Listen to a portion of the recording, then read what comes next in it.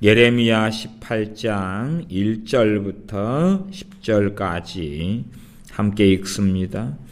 여호와께로부터 예레미야에게 임한 말씀에 가라사대 너는 일어나 토기장이의 집으로 내려가라.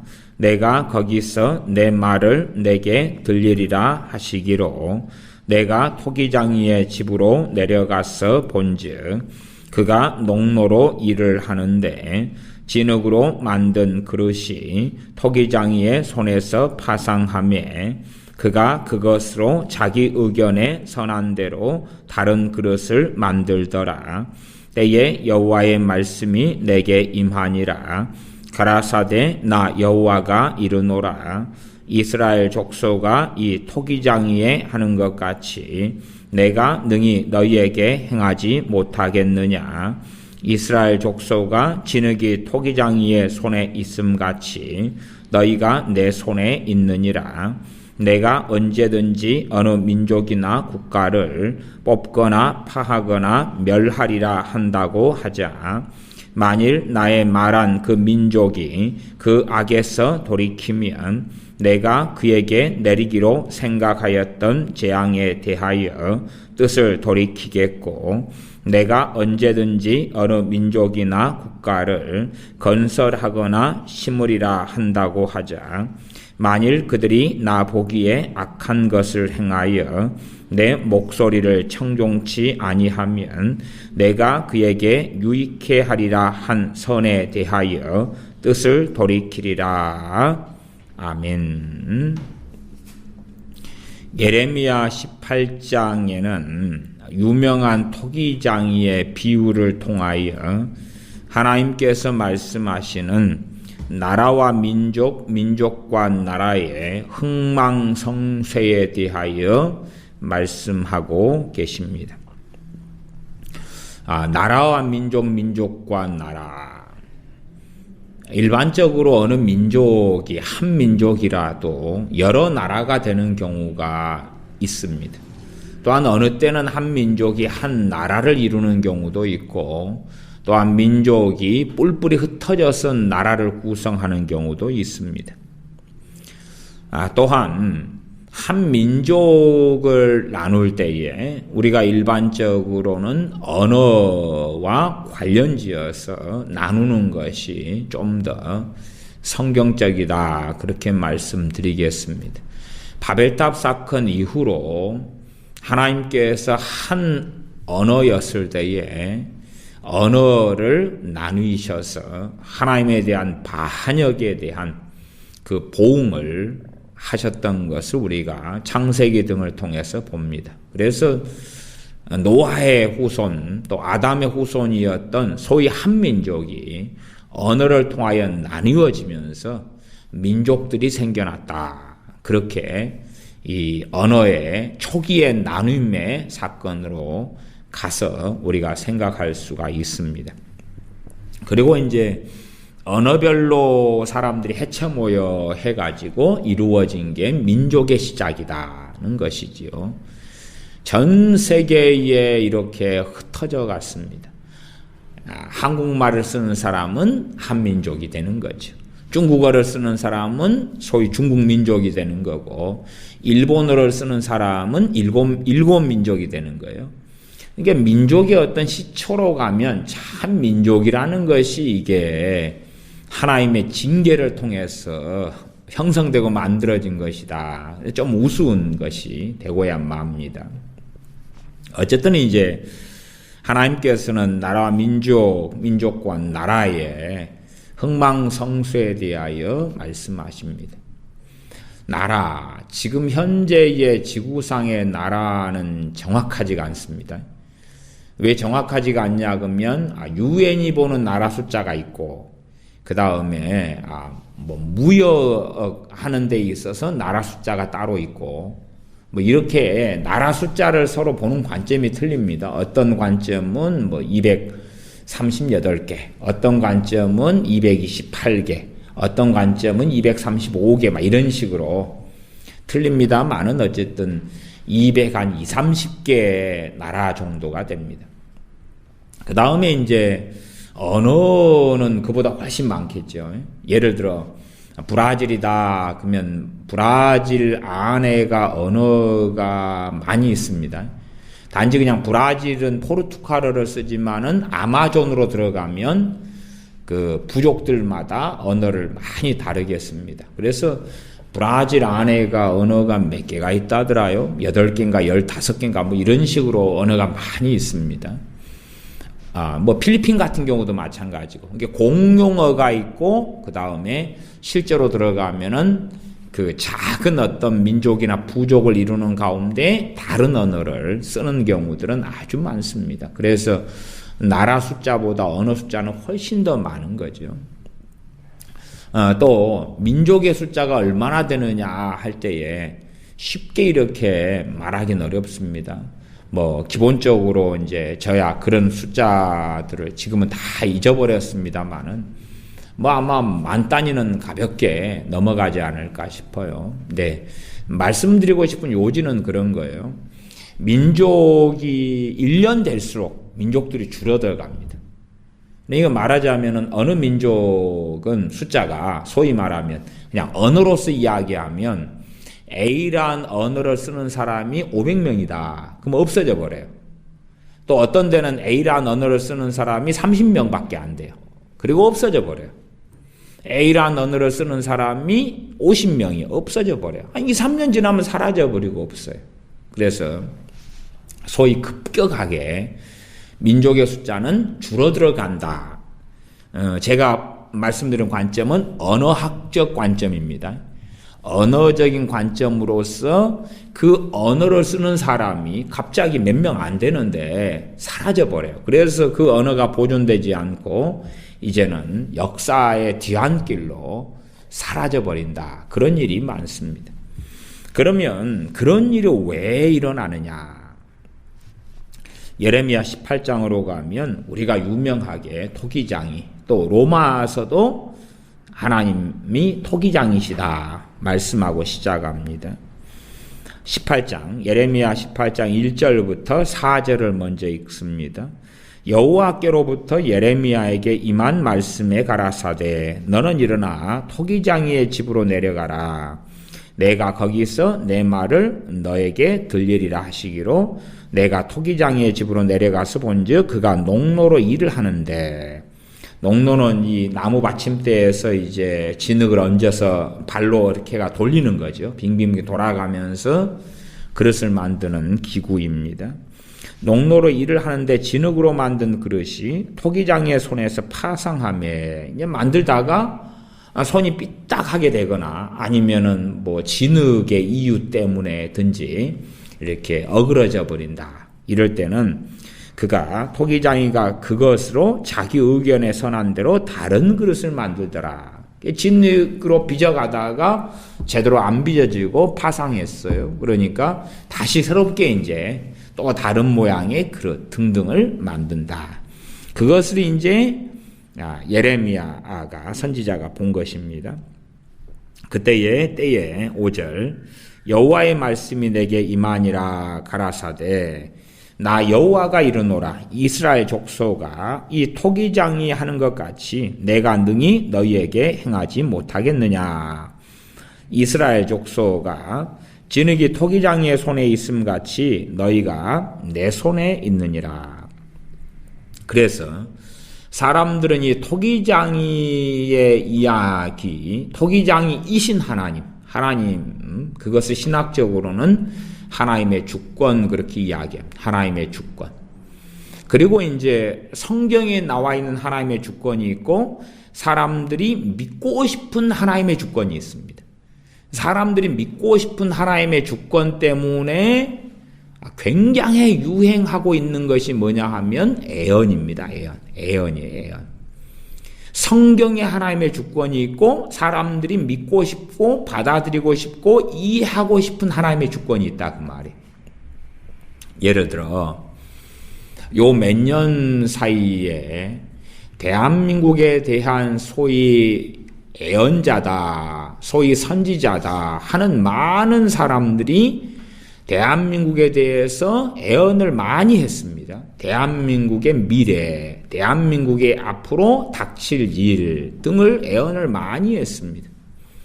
그러면은 신사도 운동가에 속하는 애언자들을 제가 이렇게 분류할 때에 신사도 운동에 속한 애언자들 가운데 그냥 저의 분류입니다. 저의 분류. 신사도 운동 애언자들 가운데 일단은 다수는 대한민국이 자유민주주의 평화통일이 된다. 그렇게 애언했고요. 다수니까 한 5명 중에 4명 이상, 5명 한다면 4명 이상. 그 다음에 자유민주주의 국가로서의 통일이 아니라 한반도, 대한민국이 적화 통일된다. 그것이 한 5명 가운데 1명이나 그 약간 이하. 말하자면 10명으로 친다면 10명 가운데 8, 9명은 적화 통일된다. 그 다음에 1, 2명은 평화 통일된다.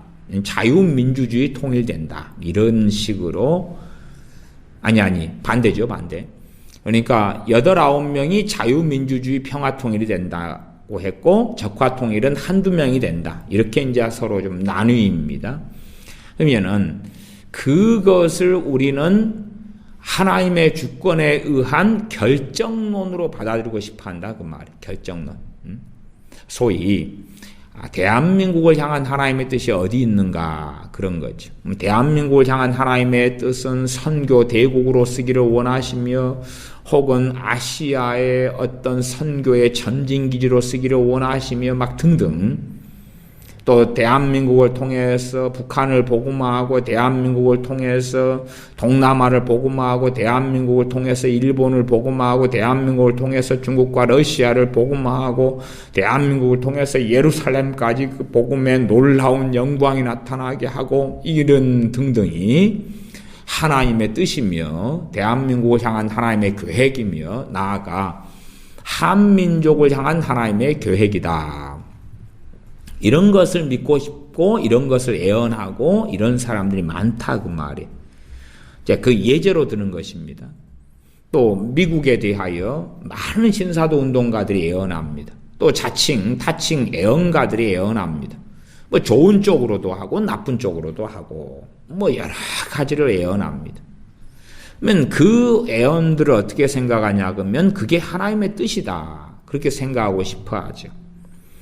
그러니 놀라운 것은 예레미야 18장에는 토기장이신 하나님에 대해서 말씀하면서 이 하나님께서 민족과 나라에 대하여 가진 하나님의 뜻이 계시되어 있습니다. 민족과 나라와 민족의 흥망성쇠가 하나님의 손에 있는데 이것이 어떤 운명론이나 결정론이 아니라 하나님께서 민족과 나라에 대한 흥망성쇠를 어떻게 어느 하나님께서 말씀하신 대로 어떻게 이루어지느냐 하는 것을 명확하게 말씀하신 본문이 이 예레미야 18장 그 중에서도 예레미야 18장 7절과 8절 9절 10절까지입니다. 이제 이스라엘 족속가 18장 6절 하반절부터 제가 다시 읽습니다. 이스라엘 족속가 진흙이 토기장이의 손에 있음 같이 너희가 내 손에 있느니라. 이스라엘이 하나님의 손에 있다. 그럼 이스라엘은 어떻게 될 것이냐? 마찬가지로 어느 나라와 민족이 하나님의 손에 있다. 한민족이 하나님의 손에 있다. 혹은 대한민국이라는 나라가 하나님의 손에 있다. 대한민국의 미래는 어찌 될 것이냐? 한민족의 미래는 어찌 될 것이냐? 제가 지금 서두에 정말 많은 언어를 쓰는 민족이 있다 그랬습니다. 그리고 한 해마다 혹은 2년, 3년 안에 많은 민족이 또 많은 언어가 사라져버린다 그랬습니다. 사라져버려요. 계속 그렇게 되어져 가고 있는 중에 있습니다. 그러면 이제 18장 7절로 가서 하나님의 명확한 뜻입니다. 그러니까 선지자, 애언자들이라고 하는 사람들에게 절대 속아 넘어가면 안 된다 그 말. 가짜 예언을 하는, 말하자면 하나님의 주권을 빙자하고 하나님의 예정을 빙자하고 하나님의 계획을 빙자해서 하는 이 거짓 예언자들에게 속아 넘어가거나, 그래서 한민족에 대한 어떤 환상을 가지거나 대한민국에 대한 어떤 막연한 희망과 환상을 가지면 안 된다. 영국 사람은 영국에 대한 환상, 인도 사람은 인도에 대한 환상, 미국 사람은 미국이란 국가와 나라에 대한 환상을 가진다. 그러면 안 된다는 사실입니다. 그래서 명확하게 나와 있는 하나님의 말씀을 항상 확인을 해야 돼요. 확인. 예레미야 18장 7절부터 읽으면 내가 언제든지 어느 민족이나 국가를 뽑거나 파하거나 멸하리라 한다고 하자. 자, 하나님께서 민족이나 국가에 대하여 이제 하나님께서 그렇게 결정을 하셨다 그 말이에요. 뽑아버리겠다, 파해버리겠다, 무너뜨려버리겠다, 멸하리라, 멸망시켜버리겠다. 자, 그렇게 하나님 결정을 했어요.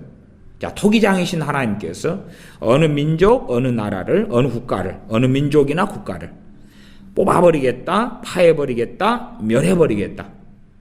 그러면 이제 하나님께 주권이기 때문에 그대로 이루어지겠구나. 그러니 그렇게 아니다 그 말이에요. 그게 아니라 하나님의 주권이 그렇게 간단하고 단순하지 않다 그 말이에요. 하나님이 어느 민족이나 국가를 멸해버리겠다, 파해버리겠다, 뽑아버리겠다 했는데 8절 만일 내가 말한 그 민족이 그 악에서 돌이키면 내가 그에게 내리기로 생각하였던 재앙에 대하여 뜻을 돌이키겠고, 하나님께서 재앙을 어느 민족, 어느 나라에 내리기로 했는데 뭐 하면요, 그 민족이 그 악에서 돌이키면, 민족이나 국가니까 또 거기에 국가를 적용시키면 국가가 그 악에서 돌이키면, 그죠? 하나님께서 이제 멸망시켜버리겠다 했는데 돌이키면, 그러면 내가 그에게 내리기로 생각하였던 재앙에 대하여 뜻을 돌이키겠다. 이 민족과 국가로 가면 한 개인의 또 한 가족하고는 상황이 전혀 달라집니다. 전혀 달라져. 이게 사실은 우리가 이 땅을 살면서는 우리의 어떤 인생은 어느 것에 영향을 굉장히 많이 받냐 그러면 우리가 속해서 살아가는 지역, 우리가 속해 살아가는 국가 혹은 민족에 영향을 굉장히 많이 받습니다. 그래서 기본적으로는 어느 나라나 민족이 평안하다는 것은 뭐 공산주의로서의 평안은 잘못된 거죠. 소위 이 세상의 질서상으로는 그냥 자유민주주의거나 때로는 왕정일 수도 있으나 법치국가, 그 속에서 나라와 민족이 평안하다. 그럴 때는 이제 각 개인이나 혹은 그 가정이나 그렇게 하나님과의 어떤 관계 속에서 그들이 멸해지느냐, 아니면 그들을 하나님께서 건설하고 심으시느냐, 그런 것에 관여하게 되어집니다. 그러나 좀 더 포괄적으로 가면 우리 한 개인이나 한 가정이 아무리 말씀대로 살아도 우리가 속해 있는 민족이나 국가가 전반적으로 어떻게 하느냐가 우리의 피할 수 없는 숙명과 함께 하게 됩니다. 아무리 하나님의 사람이 소수가 의롭고 깨끗하고 바르게 산다 해도 그런 몇 사람 때문에 그 민족이나 국가의 흥망성쇠가 좌지우지되는 게 아니라고 말이에요.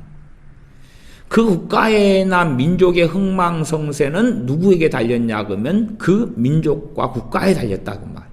그 민족과 국가. 최소한 우리가 자유민주주의 체제 속에 살아가니까 투표를 통해서 생각해 보시면 대통령 후보가 2명이 나왔다고 생각해 보십시오. 그러면 두 명 가운데 한 명은 악인이고 한 명은 의인이다. 이 극단적인 상황이 벌어졌다. 그리고 이제 소위 말하면 의인을 49.9% 투표했고 악인을 50.1% 투표했다. 그러면 아무리 49.9%를 의인이 찍었다 할지라도 악인이 대통령이 되는 것입니다. 악인이 되는 것이. 그런 이야기입니다. 물론 나라마다 투표나 선거법이 좀 다르지만은 대한민국의 상황 속에서는 그렇다고 말이에요. 그러지 49.9%가 의인을 원했기 때문에 그러기 때문에 하나님께서는 그 편을 들어줄 것이다. 그런 것이 아니라고 말이에요. 자유민주주의, 대한민국의 선거법 또한 헌법에 의하여서 아무리 49.9%가 의인이 대통령 되기를 원했다 할지라도 50.1%가 악인이 대통령 되기를 원하고 표를 주었다면 악인이 되는 거다 그 말이에요. 그것이 자유민주주의 시스템 속에서 벌어지는 일입니다. 그래서 이 국가와 민족이 선택하는 길이 그 길에 따라서 하나님께서 그 국가와 민족의 흥망성쇠를 결정하신다 그 말이에요. 그러니까 하나님께서는 지금 극단적인 예시를 들어주셨어요. 극단적인 예시라는 것은 예레미야 18장 7절에 내가 언제든지 어느 민족이나 국가를 뽑거나 파하거나 멸하리라 한다고 하자. 그런데도 그 내가 말한 그 민족이 악에서 돌이키면 내가 그에게 내리기로 생각하였던 재앙에 대하여 뜻을 돌이키겠다. 정말 극단적이죠. 반대로 18장 9절에 내가 언제든지 어느 민족이나 국가를 건설하거나 심으리라 한다고 하자. 야, 내가 그 민족 국가를 건설하고 심어주겠다.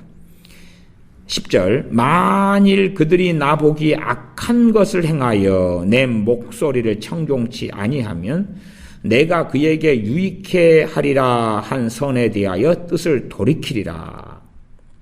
그들이 민족이나 국가가 악한 것을 해요. 하나님께서 건설하고 심어주겠다 했는데 악한 것을 해요. 그럼 민족이나 국가 단위로서 일이 벌어지는 것은 한 개인들은 어떻게 그걸 바꿀 수가 없는 것입니다. 일반적으로는 소수가 다수의 견해를 바꿀 수 없다 그 말이에요.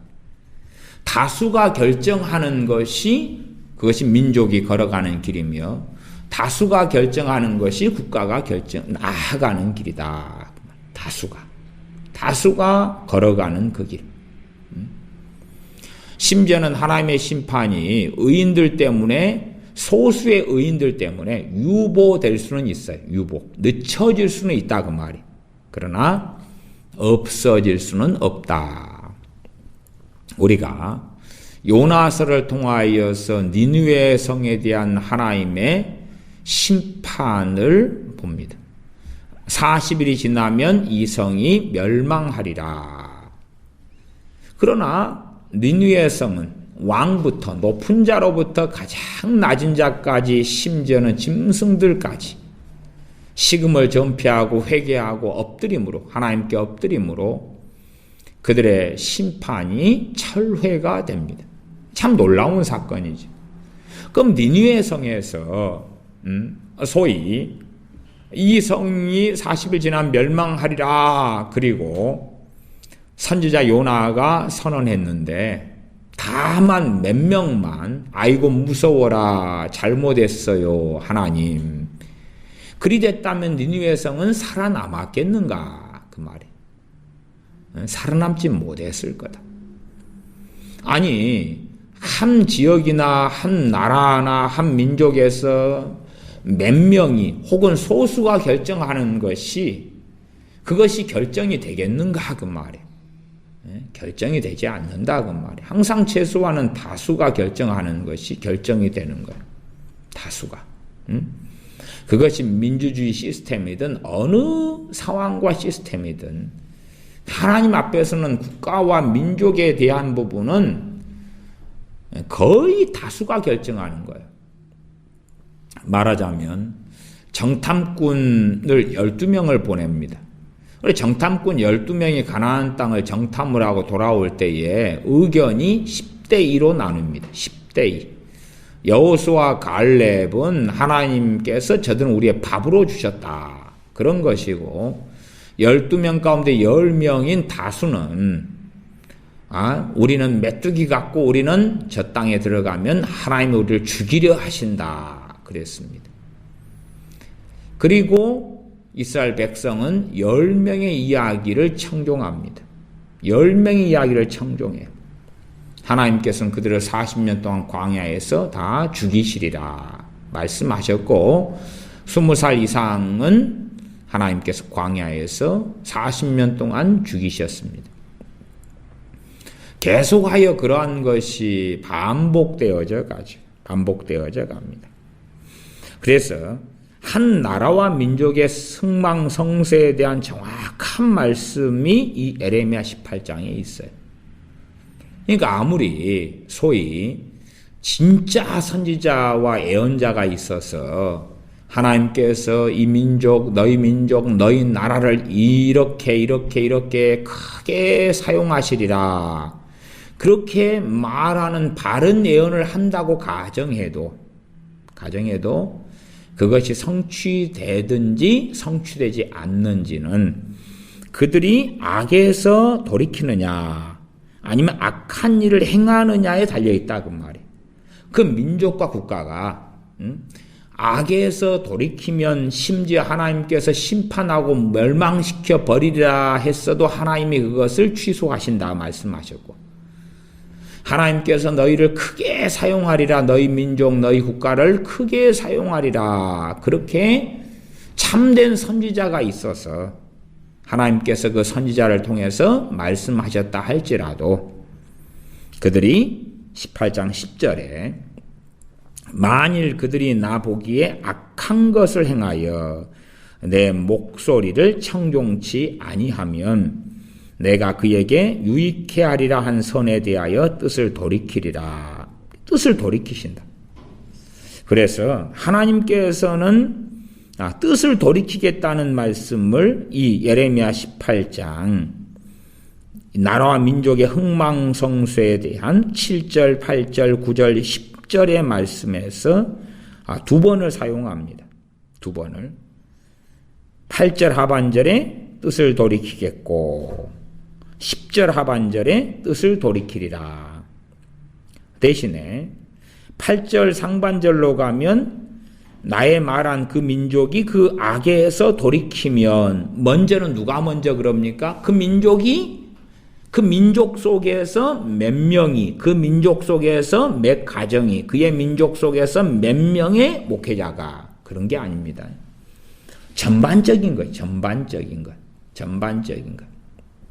우리가 한국 민족이 악하다 그럴 때에 거기에는 100% 그렇게 이야기를 못 합니다. 전반적으로 악하냐, 그렇지 않냐, 그런 것이 중요하죠. 그런 것이. 한국교회가 타락했다, 그러면 전반적으로 그러느냐, 전반적으로 안 그랬느냐 하는 이야기를 하는 거지. 그냥 순금 100% 순금처럼 100%가 타락했느냐, 100% 대한민국 국민이 악하냐, 100% 선하냐, 그런 문제가 아니다, 그 말이에요. 대한민국 국민이 악하면, 전반적으로 악하며 그 악의 열매를 맺겠죠.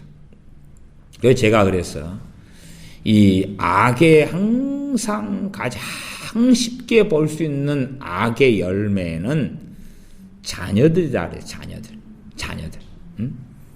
열매는 자녀들이에요.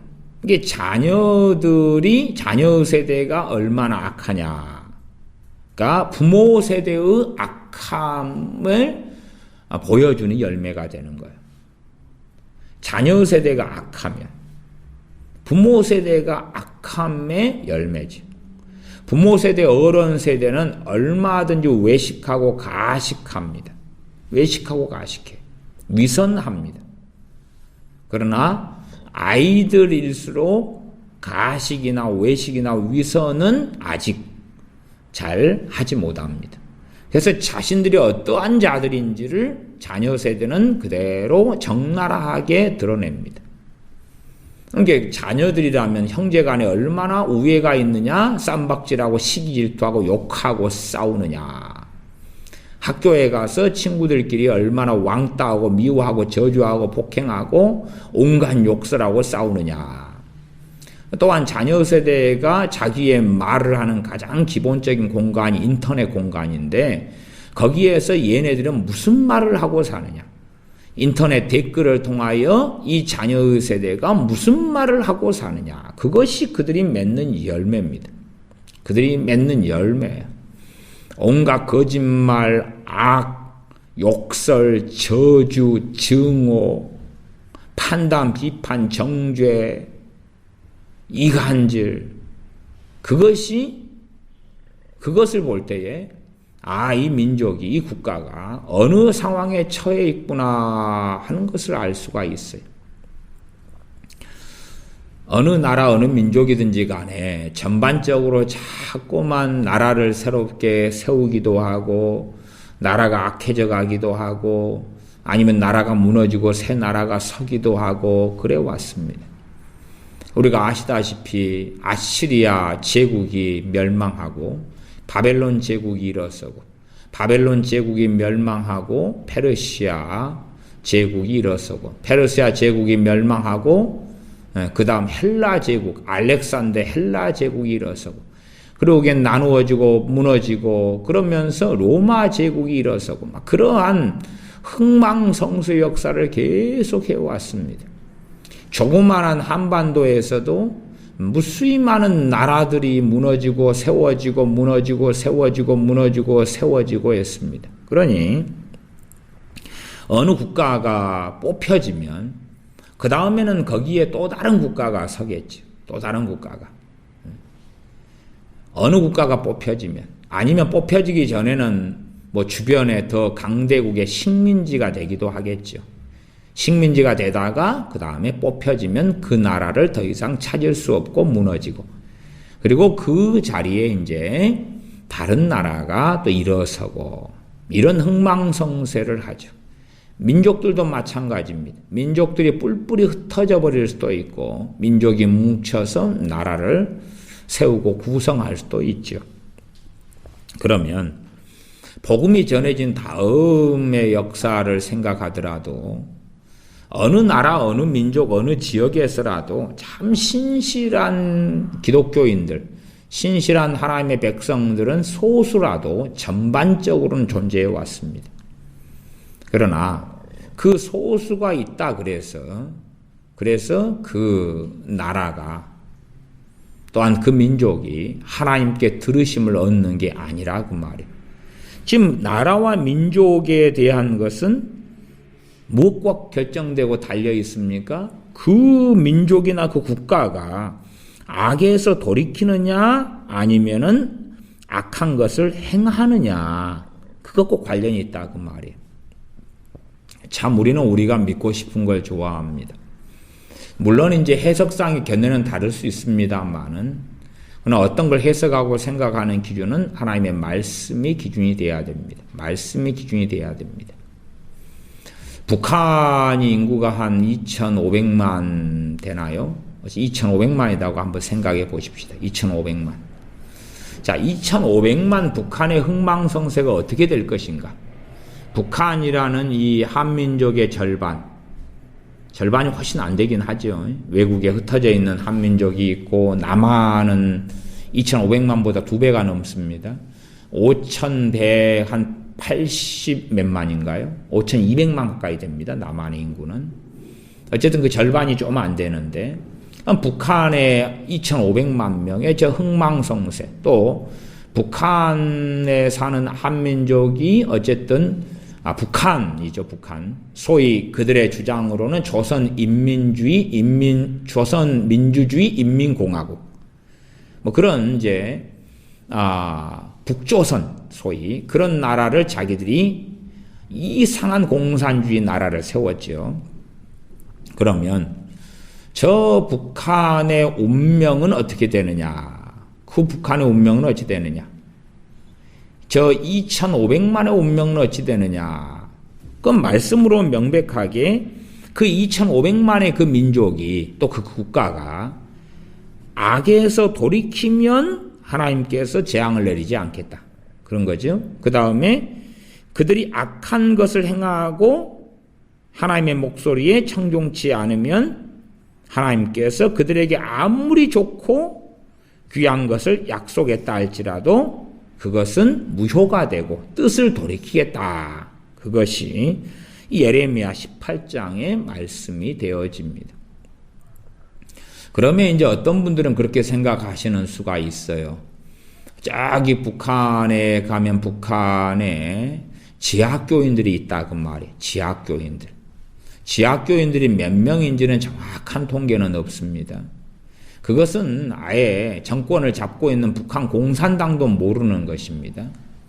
그래도 북한 지하교회 교인들이 그래도 아마 몇만 명 단위에서 혹은 10만, 20만 단위까지도 충분히 될 수 있을지 모르겠습니다. 물론 북한의 지하교회 교인들이 주님을 믿다가 잡혀서 죽임을 꽤 당했고 작년 2017년만 해도 공개적인 처형, 사형을 당한 것이 119명이고요. 대부분 기독교인인데요. 종교적 이유 때문에 죽임당한 것이 119명. 그 다음에 강제 정치범 수용소에 끌려간 것이 770명. 또 실종된 것이 40 몇 명. 그 다음에 상해를 입어서 장애인이 되고 하는 등이 또 40 몇 명. 그런 미 국무부의 발표가 최근에 있었습니다. 그리고 이제 정치범 수용소에 한 8만에서 12만 명 있는데 그들의 대다수가 종교적 이유다. 그러면 기독교 주님 믿는 신앙 때문이죠.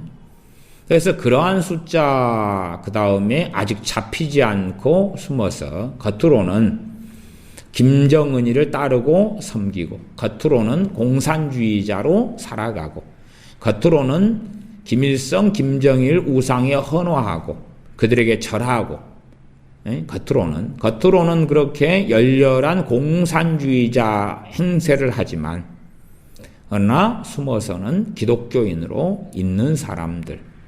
그러나 그러한 사람들이 많아야 그래도 몇십만은 되지 않을 것입니다. 그러면 그런 사람들이 예를 들어서 25만 명이 된다면 25만 명이 된다면 인구가 2,500만이다 그랬죠. 그러면 2,500만의 10%는 250만, 25만은 10%에서 또 10%니까 1%죠. 1%. 25만 명의 기독교인이 있어도 1%입니다.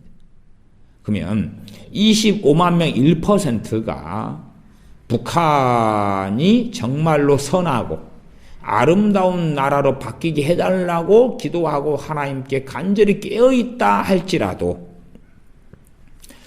99%가 악행을 행하는데 99%가 악의 길을 따르며 추종하는데 과연 그 1%를 보시고 하나님께서 그 북한에 하나님의 진노를 쏟아붓지 않을 것이냐 그걸 생각해 보셔야 돼요. 이게 말하자면 북한 하나님의 진노를 쏟아부으면 북한이란 나라는 정상 국가보다는 그 안에 있는 악함이 창고라는 나라가 되는 거죠. 악이 창고라는 거죠. 하나님께서 어느 나라를 심판하시는 방법, 어느 민족을 심판하시는 방법은 여러 가지가 있습니다. 그 가운데 하나는 소위 말하면 그들 안에 부패와 타락이 더 갈수록 심화돼 가지고 사는 사람들이 아우성을 치고 비참한 소리를 지르는 것이죠. 또 하나는 그 나라가 무너지고 멸망한 다음에 그 다음에 세워진 나라는 그 더 선한 나라가 세워지겠습니까? 더 악한 나라가 세워지겠습니까? 더 악한 나라가 세워지는 거지. 그러지. 야, 하나님께서 어느 나라와 민족을 뽑아버렸다. 그 다음에는 거기에는 너무나 좋은 나라와 민족이 세워진다. 그것은 말이 안 되는 이야기죠. 말이 안 되는 이야기죠. 소위 말하면 하나님께서 어떤 사람을 심판하셨다. 그래서 그 마귀 자식 아니면 사탄 숭배자를 심판하셨는데 심판 다음에는 천국에 들어간다. 그런다면 그런 주장을 하는 자들은 정말로 망상이며 미치광이들이다. 그 말이죠. 그래서 우리가 이 땅의 역사, 그 다음에 이 한반도에 벌어졌던 흥망성쇠 역사를 살펴보아도 그렇게 어느 나라 민족이 무너진 다음에 해피엔딩하고는 상당히 다르다. 고려 같은 경우도 고려 때에 노비의 비율이 한 20% 이런 자료가 있습니다. 노비가 20%. 조선으로 넘어오면 20%가 넘어버립니다. 그래서 40%에서 60%로 가버립니다. 40%에서 60%면 중간 50%라고 치면 한민족의 2명 가운데 1명이 노비다 그 말이에요. 2명에 1명이 노비. 2명에 1명이. 조선시대 이야기입니다. 조선시대. 조선 후기로 가서 상공업이 발달하니까 상공업의 발달로 이제 노비의 숫자가 줄어드는 겁니다. 그러나 조선시대의 법으로서는 노비의 숫자가 아주 많은 악법들이 시행됩니다. 그래서 그렇게 따지면 고려보다는 조선이 훨씬 더 악한 나라가 되죠. 그리고 조선 때는 우상숭배가 훨씬 더 극에 달합니다. 두 가지 우상숭배죠. 하나는 불교를 통한 우상숭배, 하나는 유교를 통한 우상숭배. 또 플러스 샤머니즘이 극에 달하게 올라갑니다. 극에 달합니다. 그리고 이제 일제시대로 들어가죠.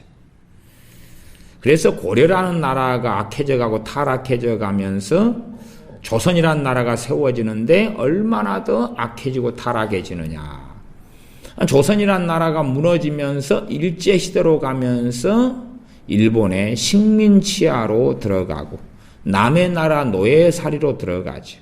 물론 그 가운데 평양대부흥도 주시고, 물론 평양대부흥은 1910년 한일합방 전입니다만은, 그러나 그 연계되는 말하자면 열강의 침략, 또 일본의 속국처럼 내어지며 청나라 등의 지배를 받고 이런 상황들 속에서 이제 뭐 아관파천 이런 것들 역사 공부하시면 기억하시죠.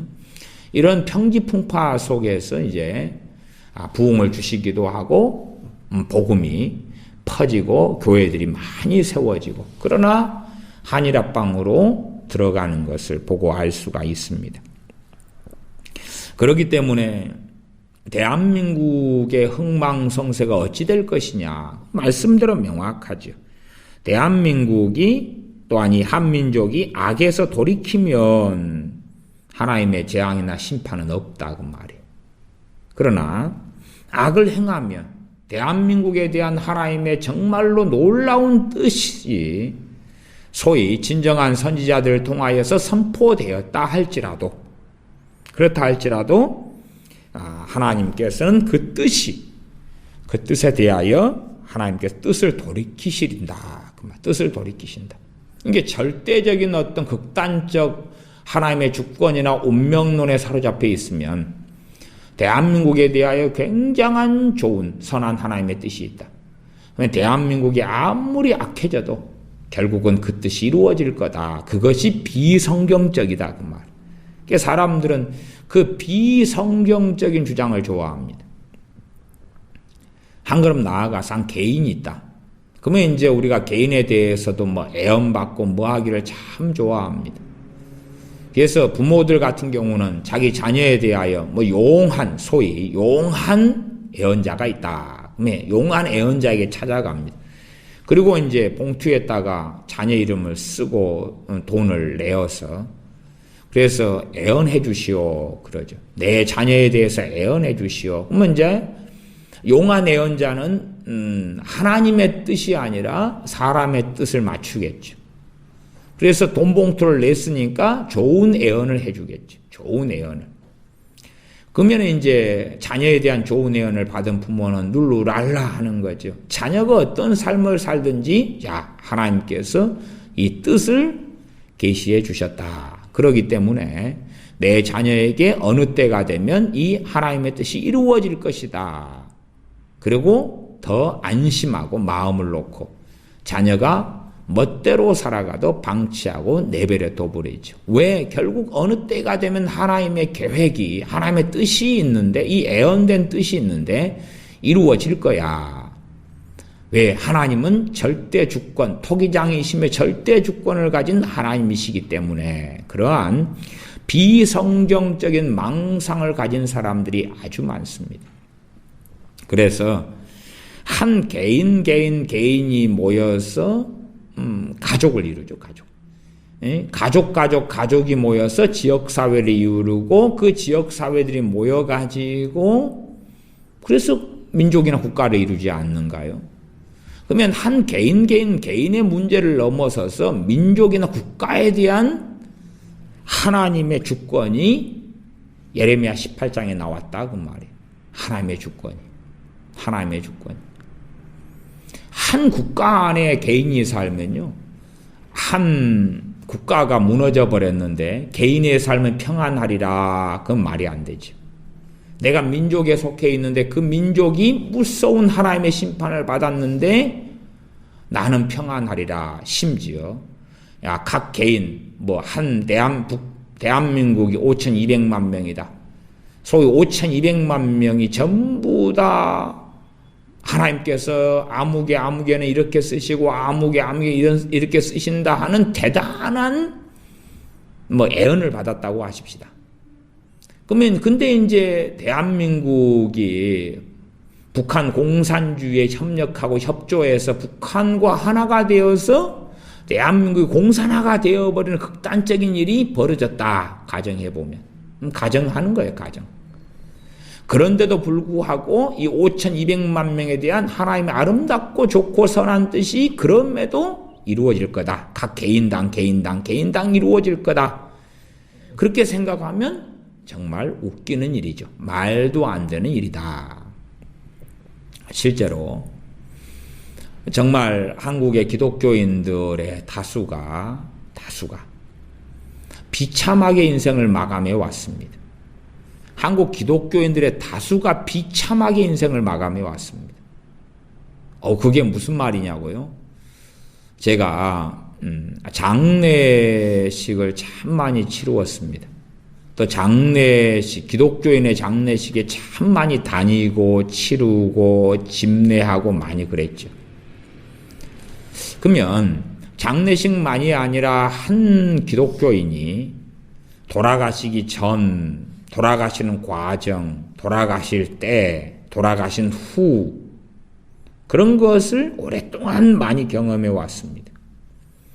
자, 그러면 한 기독교인이 돌아가시기 전에 그의 믿음과 신앙은 어떤가? 돌아가실 때의 영적인 상태는 어떤가?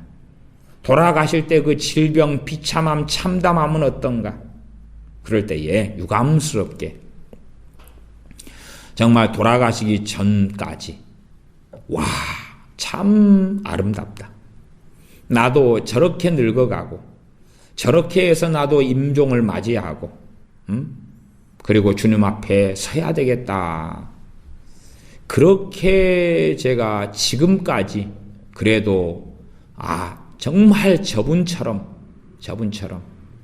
주님을 섬기고 주님 앞에 서야 되겠다. 그렇게 그래도 말할 수 있는 분은 제가 지금까지 어쨌든 많은 죽음들을 보고 겪고 경험해 왔어도 지금 제 기억은, 나중에 기억은 더 몇 명 있을지 모르겠습니다만은 지금은 이렇게 저렇게 따져봐도 한 명입니다. 한 명. 지금은 이렇게 따져보고 저렇게 따져보고 저렇게 따져봐도 한 명밖에 없습니다. 한 명.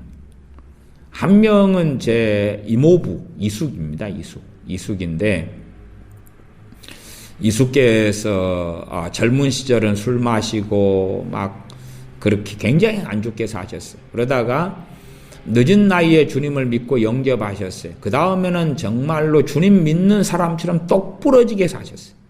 마지막은 갑자기 말기암에 걸리셔서 그래서 한 말기암이 몇 달 전에 그렇게 발견되어서 몇 달을 남은 인생을 준비하고 돌아가셨어도 그래도 연세가 그래도 한 80 넘어 돌아가셨던가요? 근데 참 주님 앞에서 바르게 야, 참 이숙이신데, 저의 어머니의 언니가 이모지요. 이모의 남편. 제가 어릴 때에도 이숙의 집이 섬이었거든요. 섬에 가서 어린 때에 막 시간들을, 막 방학 때를 보내고 막 그런 기억들이 있습니다. 근데 꽁을 잡아서 꽁죽을 해 주시고, 또 방에 이렇게 불을 피워서 잠자는 방이 온갖 그 구들장을 통해 연기가 들어와서 연기가 꽉 차고 막 이런 여러 경험들이 있습니다. 또 옆에 가면 낭떠러지가 있어서 낭떠러지에 나무들이 많이 나서 위험하고, 어쨌든 추억들도 많고 기억들도 많고, 그리고 이제 세월이 흘러왔는데 주님 믿고 영접한 다음에 주님 앞에 갈 때까지 그 노년의 시간을 보내는데, 그렇게 주님 앞에 충성되게 믿음의 삶을 살아갔더라. 딱 한 명. 실제로 목회자들이 목회할 때는 믿음이 좋은 것 같고, 그 다음에 신령한 것 같고, 그런데 은퇴하고 난 다음에 그 비참한 삶들을 종종 보아옵니다. 종종 보아와요. 비참한 삶들, 비참한 죽음들. 또 뭐 권사님들, 장로님들 같은 경우에 이렇게 교회에서 경건하고 신앙이 좋다 그러지만은 나이가 더 들어가면서는 탐욕, 거짓말, 욕심, 또 온갖 뭔가로 도배되어 있는, 그러면서 돌아가시는 비참한 것들을 보아왔습니다. 그렇게 따지면 그렇게 말할 수밖에 없겠네요. 한 개인에 대한 하나님의 아름다운 뜻이 있었을런지 모르나 성취되거나 이루어지지 않았다. 성취되거나 이루어졌다면 본질적인 건 그거잖아요.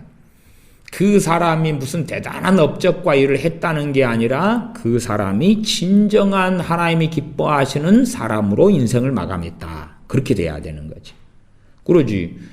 발람 선지자가 위대한 예언을 했다. 그러나 그는 술사로 하나님께 죽임을 당하였다. 그래서 지옥에 떨어졌다. 그래도 하나님의 뜻이 이루어졌다. 그건 말이 안 되잖아요. 말이 안 되는 거예요.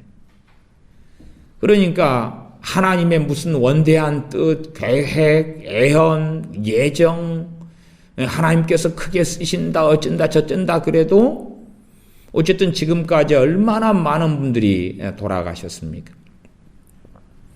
저는 장례식 때에 장례식의 예배를 인도하는 것은 목회자로서는 그래도 항상 다 짐이 되죠. 짐이 되어도 저는 장례식 때 예배를 인도하면서는 사람 눈치는 보지 않습니다. 그래서 불신자들이 있으면 전도하고 유가족이 있으면 회개하라 그러고, 그리고 장례식 설교할 때에 뭐 죽은 사람에 대한 이야기를 할 건 없어요. 죽은 사람이 정말 주님을 사랑하고 죽었으면은 그분의 신앙을 이야기하면서 유가족들에게 정신 똑바로 차리고 부모의 신앙을 따라서 하나님을 잘 섬기라고 책망을 하죠.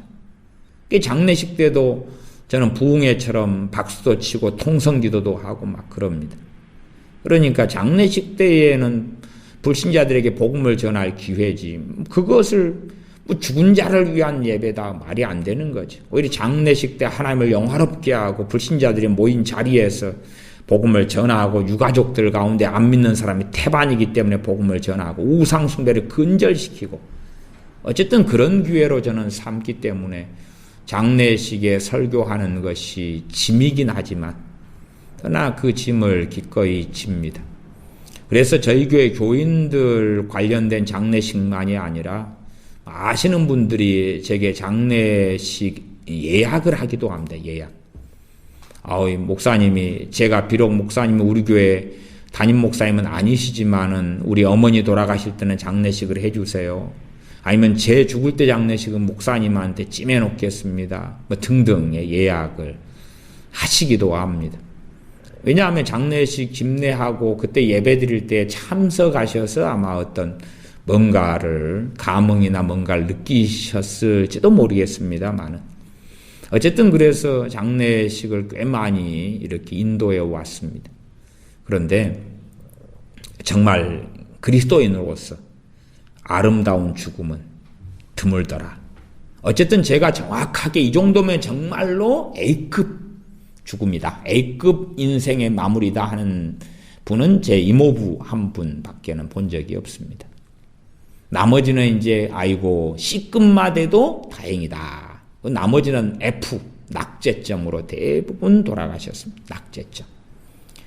C급, D급 어쩌다가 A급 이모부 혼자.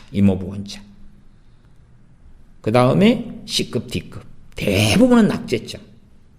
그렇게 성령 충만하지도 주님을 사랑하지도 그러나 주일날 예배는 드리고 기도는 하고 그런 것이죠. 개인에 대한 이 대한민국이 아직은 평안할 때고 그때 돌아가시는데 과연 그들을 통한 각 개인을 통한 하나님의 뜻은 어디 있는가 하는 거죠. 어디 있었는가, 성취되었는가. 하물며 대한민국이란 한 나라, 국가, 한민족이라는 민족에 대한 하나님의 뜻이 아무리 좋다 한들 그것이 이루어지느냐 그렇지 않느냐는 예레미야 18장 7절부터 10절에 나와 있다. 그 말이. 하나님의 뜻과 계획이 아무리 좋아도 그 길을 걷느냐 그렇지 않느냐는 그 민족 그 나라가 결정한다. 그 말이. 하나님은 토기장이시라고 말씀하셔서 토기장이로서 어느 민족 국가를 이렇게 쓰겠다 그랬어요. 근데 쓰겠다 했는데 그 민족이나 국가가 하나님의 뜻에 부합되질 않아요. 부합되질 않으면 그 뜻을 돌이키신다. 그 말이에요. 심지어 저 민족 국가는 내가 멸망시켜버리겠다. 왜? 하나님께 부합되지 않아요. 맞지를 않아요. 멸망시켜버리겠다 했는데 악행을 돌이켜버리는 거예요. 그러니까 하나님도 그러면 내가 써야지. 그것이 하나님이시다. 그게 하나님의 주권이시고 하나님이 행하시는 거다. 토기장이신 하나님께서 그렇게 행한다 그런 거예요.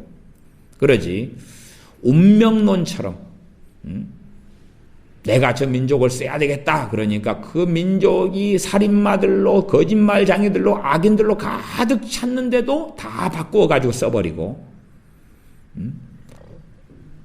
내가 저 민족을 버려버려야지 했는데 그 민족의 그 악인들이 뜻을 돌이키니까 하나님께서는 또 하나님의 뜻을 돌이켜가지고 하나님이 그들을 사용하신다. 그 말이에요. 그 민족이나 나라를 사용하신다. 그래서 대한민국에 대해서 비관론과 낙관론 가운데 대한민국의 일단은 좌파들은 장래에 대한 낙관론을 가지고 있어요.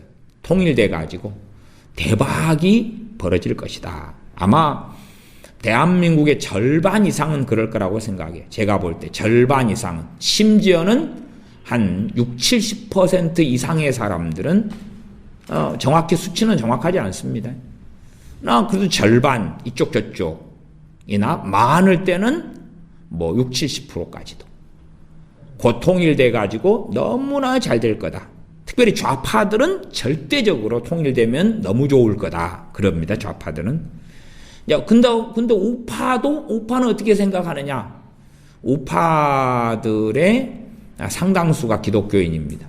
물론 기독교인들의 상당수가 좌파에 동조하지만 그래도 또 우파들의 상당수가 기독교인인데 그 기독교인들도 그럼에도 나라가 너무나 상황이 안 좋음에도 해피엔딩 할 것이다. 좋아질 것이다. 무엇 때문에요? 하나님 때문에. 두 번째는 트럼프 대통령 때문에 좋아질 거다. 트럼프 대통령은 하나님의 선택한 그런 대통령이고 트럼프 대통령을 통해서 모든 것이 잘 되게 될 것이다. 그러니까 그렇게 따지면 결국은 지금 현재의 대한민국의 상황을 보는 관점은 다른데 결론은 똑같은 거예요. 결론은 좌파든 우파든 잘 될 거다. 좌파든 우파든 대다수가 잘 될 거라. 좌파는 좌파니까 잘 될 거고 우파는 어쨌든 그럼에도 우파가 승리하고 아니면 우파 가운데 기독교인들은 하나님 때문에 결국은 모든 것이 잘 될 것이다. 그렇게 생각해요. 그러나 그것은 정해지지 않았습니다. 정해지지 않았어요. 정해지지 않았음에도 눈에 보이는 명확한 것은 비극이 올 것이다. 왜 비극이 오느냐? 나라와 민족이 악행으로 들어갔기 때문에 그렇다. 그 말. 나라와 민족이 악으로 들어갔기 때문에.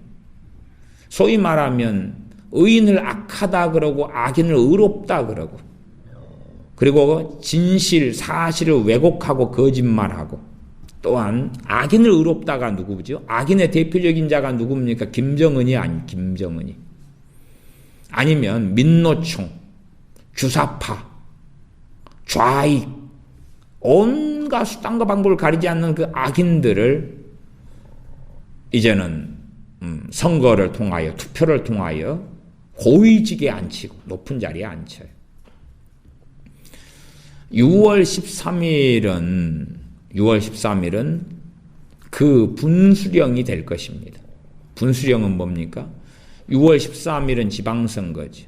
지방선거를 통해서 대한민국 국민들이 악에서 돌이켰으면은 악인들을 안 뽑을 거고, 그리고 유유상종이니까 악에서 돌이키지 않았으면 자기 같은 인간들을 뽑을 거고, 사람의 눈으로 볼 때는 어떤 사람은 악인인지 악인은 아닌지 이가 보이고, 또 어떤 사람은 그 인두꺼비를 너무나 잘 쓰기 때문에 악인인데도 악인이 아닌 것처럼 잘 포장할 겁니다. 그러나 하나님은 아시죠. 당연히 아시죠. 그들이 악인인지 그렇지 않은지, 구제불능인지 온갖 악한 괴계를 일삼는지. 이 대통령 선거든 혹은 지방선거, 교육감을 뽑는다든지 아니면 도지사, 시장, 군수를 뽑는다든지 시의원, 도의원을 뽑는다든지 이렇게 지도자들을 뽑는 것, 그것은 투표를 통하여 국민들이 자기들의 주권을 행사하도록 그 사람들에게 위임하는 것입니다. 투표는 나의 권한을 위임하는 것입니다. 대통령 투표, 선거는 나의 권한을 대통령에게 위임하는 것입니다. 시장 선거, 시에서 살면서 내가 가진 권한을 시장에게 위임하는 것입니다. 시의원, 도의원, 교육감 다 마찬가지죠. 그렇기 때문에 악한 자들을 뽑는다면 그것은 악행의 본질이 됩니다. 자유민주주의냐 공산주의냐의 정말로 중요한 핵심은 뭐냐 그러면 선거제도입니다. 공산주의의 선거제도는 기명투표. 민주당이 기명투표하자 그랬죠. 최근에 민주당이 투표했는데 반란표들이 나왔어요. 반란표들이. 자기 당에서 결정한 그 사항을 위반한 국회의원들이 나왔어. 국회의원들이 당에서 결정한 것에 반대되는 표를 던져버렸어요. 그러니까 이제 당에서 뭐라고 힘을 가진 자들이 말하냐 그러면 기명투표를 하자. 말하자면 A라는 사람이 뭘 찍었는지를 공개투표하자 그 말이에요. 공개투표. 공개투표는 공산주의에서 하는 것입니다. 민주주의의 가장 근간이 되는 것이 투표제도인데 무기명투표, 다른 말로 비밀투표입니다. 비밀투표가 보장되면 자유민주주의의 근간에 가장 중요한 기초석이 하나 있다. 그런 거고, 비밀투표가 없어지면 저것은 공산주의 사회, 소위 빨갱이 사회가 됐다. 그 말이에요. 그래서 어느 당이 기명투표를 원하느냐, 무기명투표를 원하느냐, 공개투표를 원하느냐, 비밀투표를 원하느냐, 그것에 따라 그 당이 공산주의에 준하든지 공산주의이든지 아니면 자유민주주의의 사상을 가진 당인지를 알 수 있는 가장 기본적인 것입니다. 대한민국이라는 자유민주주의 사회에 살면서도 이 자유민주주의가 뭔지조차도 알지 못하는 사람들이 있다면, 그러면서 내가 중학교, 고등학교를 졸업했다, 대학교를 나왔다고 말한다면은 그들은 그 자랑이 수치로 돌아올 것입니다. 그래서 지방선거를 통하여서 이 한민족이, 나아가 대한민국이 얼마나 악인지, 아니면 하나님의 심판이 임할 정도까지 악이 아닌지, 하나님의 심판을 유보하실 정도의 그 수준인지가 결정될 것입니다. 그래서 이 악에서 돌이키는 방향으로 지방선거가 움직인다면, 악에서 돌이키는 방향으로면 그나마 하나님께서 긍휼을 행하실 이유가 되겠지. 그러나 지방선거를 통하여 악인들에게 권한과 권위를 주고 그들을 지도자로 세워간다면, 그렇다면 이제 언제 하나님의 심판이 대한민국에 떨어져도 아무 이상이 없다. 단지 하나님의 긍휼을 통하여 좀 연기시키고 연장시키고 계신 것이다. 대한민국의 낙관론을 펼치는 어떤 사람들, 그 가운데 기독교인들은 이 신사도 운동가들이, 아주 유명한 애언자들이 대한민국에 대하여 화려하고 아름다운 애언을 했기 때문에, 아니면 북한이 자유해방이 되어서 북한의 자유 통일이 되고 북한의 신앙의 자유가 주어질 걸로 애언했기 때문에 북한이 해방될 것이다. 아니면 대한민국이 자유 통일이 될 것이다. 자유민주주의의 한반도가 될 것이다. 더 경제력이 부강하고 평양 대부흥 같은 대부흥이 오고 막 그럴 것이다 하고 애언한 애언자들이 애언한 자들 가운데 대다수였습니다. 8, 90%, 10명 가운데 8, 9명이 그래왔다. 그러나 그것은 그 애언이 아무리 하나님께로부터 온 것이라 가정해도 예레미야 18장의 말씀을 통하여 어찌 될지가 하나님은 명확히 밝혀놓으셨다. 그 말, 명확히 밝혀놓으셨다. 그래서 한 민족과 나라의 흥망성쇠는 명확한 것입니다. 명확한 것. 예를 들어 얼마 전에 제가 언급했던 부분 가운데 민수기 말씀을 제가 언급했었지요. 민수기 14장을 제가 읽어보겠습니다. 민수기를 언급했는데 민수기에서는 12명의 정탐꾼이 정탐을 간 사건을 이야기했지요. 그럼 민수기 14장 28절, 민수기 14장 28절을 제가 읽어보면 여호와께서 26절부터 8절 읽겠습니다. 여호와께서 모세와 아론에게 일러 가라사대 나를 원망하는 이 악한 회중을 내가 어느 때까지 참으랴. 그러니까 이 이스라엘 백성들 가운데 현재의 모세는 열외고 아론도 열외지요. 그 다음에 여호수아 갈렙도 열외예요. 그러나 회중이 전반적으로 하나님을 원망한다 그 말이에요. 그러면 하나님의 심판이 임해져. 그 전반적인 이 회중, 100% 회중이 아니라 대다수 회중 때문에 40년 동안 광야 생활이 주어지고 그 가운데 20살 이상이 하나님의 심판 속에, 진노 속에 죽임을 당했다는 사실입니다. 14장 27절, 나를 원망하는 이 악한 회중을 내가 어느 때까지 참으랴. 이스라엘 자손이 나를 향하여 원망하는 바 그 원망하는 말을 내가 들었노라. 28절, 그들에게 이르기를 여호와의 말씀에 나의 삶을 가리켜 맹세하노니 너희 말이 내 귀에 들린 대로 내가 너희에게 행하리니 너희 시체가 이 광야에서 엎드려질 것이라. 너희 말이 내 귀에 들린 대로 내가 너희에게 행하겠다. 너희 말이 내 귀에 들린 대로 내가 행하겠다. 어떤 말들을 했습니까? 그것은 민수기 13장에 가면 있죠. 13장. 13장의 일부를 제가 읽어보고 이야기하겠습니다. 일부는 13장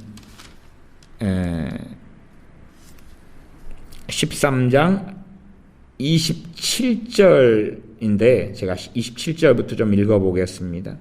모세에게 보고하여 가로되 당신이 우리를 보낸 땅에 간즉 과연 젖과 꿀이 그 땅에 흐르고 이것은 그 땅의 실관이이다. 그러나 그 땅 거민은 강하고 성읍은 견고하고 힘이 클 뿐 아니라 거기서 아낙 자손을 보았으며 아말렉이는 남방 땅에 거하고 헤딘과 여부스인과 아모리는 산지에 거하고 가나안이는 해변과 요단가에 거하더이다. 그러면서 이제 이 백성들을 이제는 굉장히 절망 속에 빠뜨리는 말을 합니다.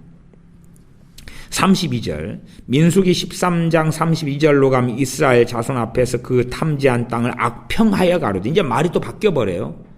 얼마 전에는 적과 꾸르는 땅이더이다 하면서 이제 불평과 절망하도록 말을 하다가 그 다음에는 땅을 또 악평하는 쪽으로 갑니다. 우리가 두루 다니며 탐지한 땅은 그 거민을 삼키는 땅이요 거기서 본 모든 백성은 신장이 장대한 자들이며 그러면서 우리는 스스로 보기에도 메뚜기 같으니 그들이 보기에도 그와 같았을 것이니다. 그러면서 이제 이렇게 말을 하죠.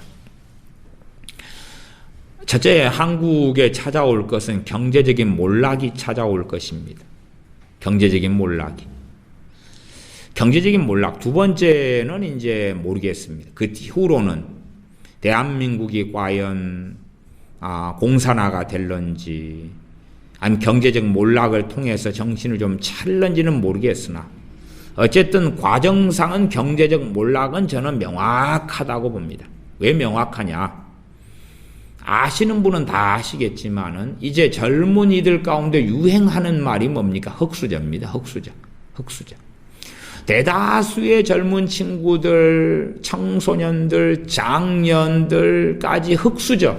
끊임없이 흑수저.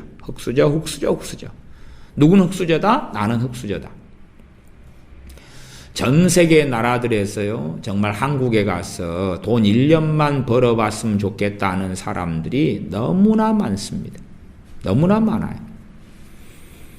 전 세계 나라들 가운데서 한국처럼 해외여행이 자유로우며 해외여행을 많이 하며 외국에서 돈을 많이 쓰는 나라가 드뭅니다. 정말 일본 사람보다 미국 사람보다 더 많은 해외여행을 다닙니다. 그런데 주장하기는 나는 흑수저라는 것입니다. 나는 흑수저라는 거예요. 세계에서 가장 빠른 인터넷을 다 사용합니다. 최신형 핸드폰을 다 사용합니다. 컴퓨터 없는 사람이 없습니다. 최고 학력인 대학 정도는 우습게 이제는 다 나오고 있습니다. 가장 좋은 시설들에 살아갑니다. 그런데 흑수저라고 그럽니다. 그럼 결론은 무엇이겠습니까? 정말로 대한민국은 이 한민족은 5,000년 역사 속에서 비참한 가난 속에 이 한반도에 살아왔습니다. 말하자면 5,000년 역사 가운데 비참한 흑수저로 살아왔다 그 말이에요. 과거 한 160개국 나라가 있었을 때인가요? 그때가 대한민국의 경제 수준이 159등인가 그랬습니다. 이게 말하자면 그냥 꼴등이었다 그 말이에요. 꼴등. 꼴등에서 한 칸 앞에. 우리가 학교 다니는데 학생이 170명이다. 160명이다. 160명인데 내가 159등이다. 얼마나 공부 못하고 비참합니까? 꼴등이죠. 그런 비참한 가난에서 경제대국이 되었습니다. OECD 국가가 되었고 경제대국이 되어서 뭐 12등, 뭐 11등, 좋을 때는 10등 그렇습니다. 또 GNP가 몇만 불입니까? 8만 불인가요? 뭐 얼마? 뭐 그렇게 굉장히 많아졌죠. 정말 잘 사는 나라에 들어가는 경제대국이 되었습니다.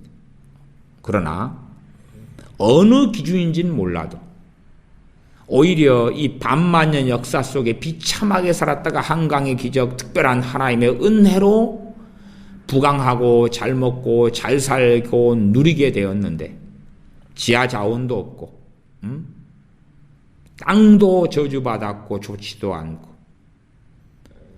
환경이 너무 열악하고 그런데도 정말로 부강하게 되었는데 이제는 젊은 친구들은 자녀의 세대는 장년은 흑수저라고 그럽니다. 흑수저.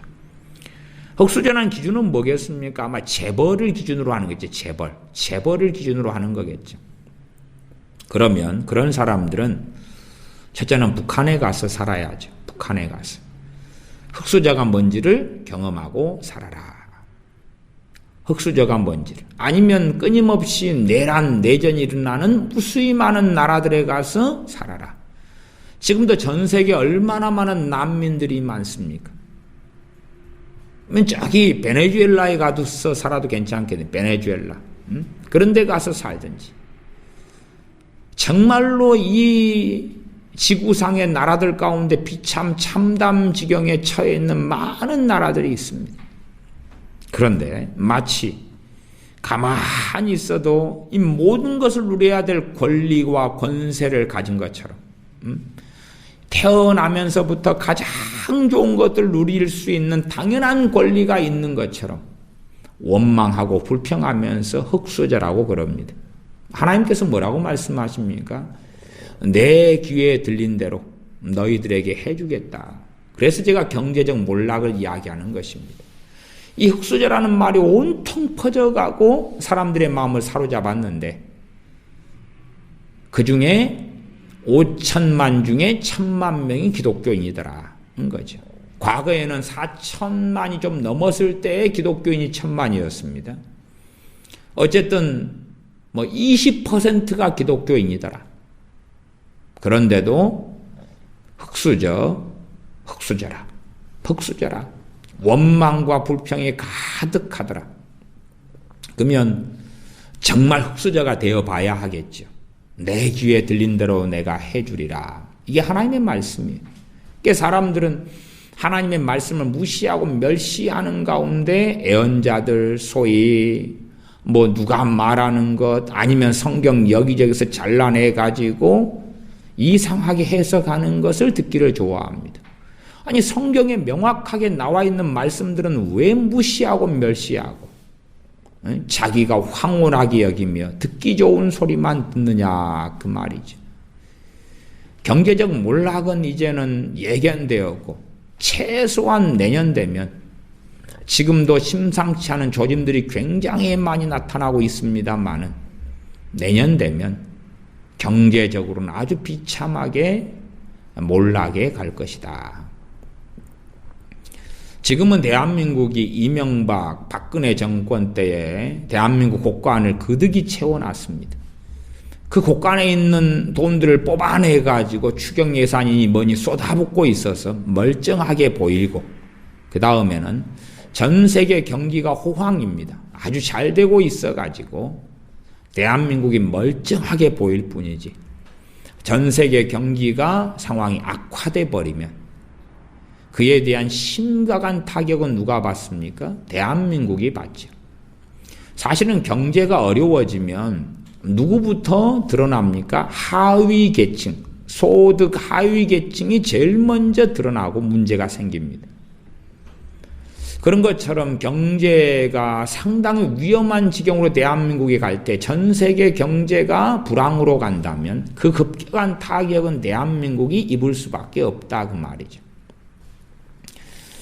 그래서 경기는 어려운데 석유값, 기름값은 올라가고 세금은 올라가고 채소값은 인상되고 올라가고 최저 시급이 올라가니까 그러니까 그에 덩달아서 짜장면 값이든 아니면은 생필품 값이든 다 올라가죠. 자영업자들이 공급하는 것들의 가격도 올라가고 식당의 음식값도 올라가고 다 올라갑니다. 소득의 증가와 물가 상승에서 물가 상승을 따라잡을 수가 없죠. 아무리 최저 시급을 인상한다 해도 따라잡을 수가 없게 되고 오히려 최저 시급의 인상을 통하여서 자영업자들이 그러한 최저 시급으로 종업원을 구하는 것을 포기하고 있습니다. 어쨌든 대한민국의 경제적 몰락은 곧 찾아올 것입니다. 그리고 진짜 이제는 흑수저가 무엇인지, 정말로 가난이 무엇인지, 비참함이 무엇인지 그때에 한 번의 기회를 저는 얻게 될 가능성이 있다.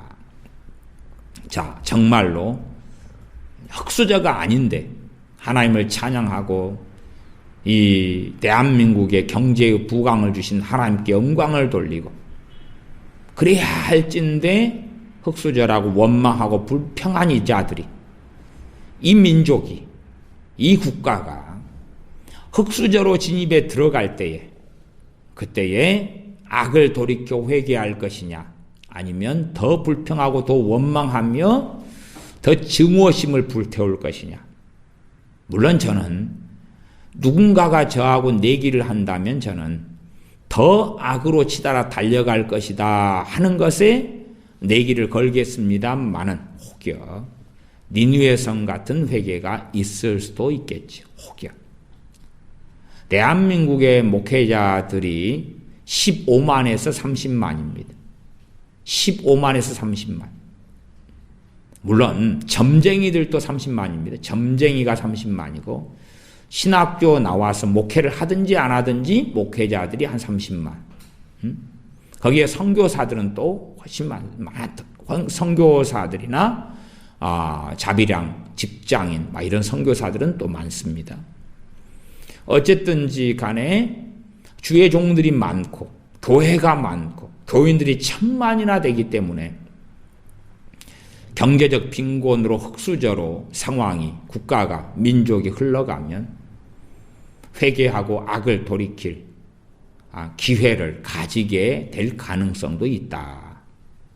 그러나 반면 거기에서 더 치달아 악으로 달려간다면 빚은 더 증가될 갈 것이고, 그리고 사람들은 더 욕심과 탐욕으로 갈 것이고, 내 소득은 줄어들어 갈 것이고, 어제 먹을 수 있었던 것이 오늘은 못 먹을 것이고, 더 악해지니 가족들 가운데 악인들도 더 많아져서 그래서 배신과 배반은 밥 먹듯이 당할 것이고, 그런 상황 속에서 이제 어떻게 한민족은, 어떻게 대한민국 국민들은 할 것이냐, 악을 돌이킬 것이냐, 그렇지 않을 것이냐. 거기에서 하나님께서 아무리 그 민족과 국가에 대한 좋은 뜻을 가지고 계셨다 할지라도 또한 심지어 그 민족 국가를 뽑아버리시기로 작정하셨다 할지라도 악을 돌이킨다면 다시 심어주실 것이고, 아무리 좋은 뜻을 가지고 계셨다 할지라도 악을 계속 행한다면 오히려 하나님께서 뽑아버리시고 파하시고 멸망시켜 버리게 될 것입니다. 기도하겠습니다. 아버지 하나님, 나라와 민족과 나라에 대한 흥망성쇠가 토기장이신 하나님께 있으며, 토기장이신 하나님께서 민족과 나라에 대한 명확하고 보편적인 또한 정확한 뜻을 예레미야 18장에서 명확히 밝혀 보여 주셨음에 우리가 거짓 예언자, 거짓 선지자 노름에 빠지지 아니하고 이 나라가 악에서 돌이키고 이 민족이 악에서 돌이킬 때에 하나님께서 이 나라와 민족을 심으실 것이고 이 나라와 민족을 건설해 주실 것이며 우리가 악에서 돌이키는 민족과 나라가 되게 하여 주시옵소서.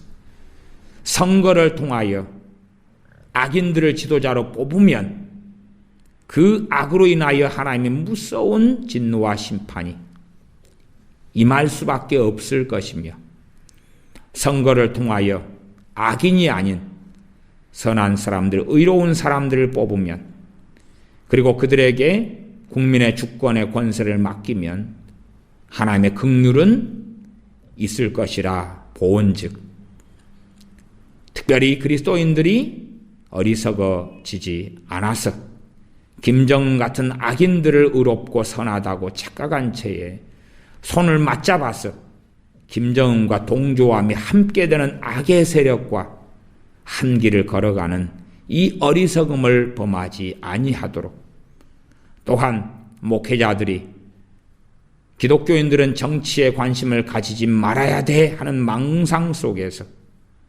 나라와 민족이 악을 선택하고 치달아 달려감에도 빛과 소금의 사명을 하지 않고, 그래서 민족과 나라가 썩어버려서 악취가 진동함에도 무사하고 평안하리라 한다면 바로 그 목회자 주의 종들이 거짓 선지자로 하나님의 진노를 피할 수 없을 것이며 참된 주의 종들이 나타나고 있으며 또한 악한 종들은 회개하고 돌이켜서 참된 종의 자리에 서는 대한민국 교회가 되도록 긍휼을 베풀어 주시옵소서. 우리 주 예수님의 이름으로 기도하옵나이다. 아멘.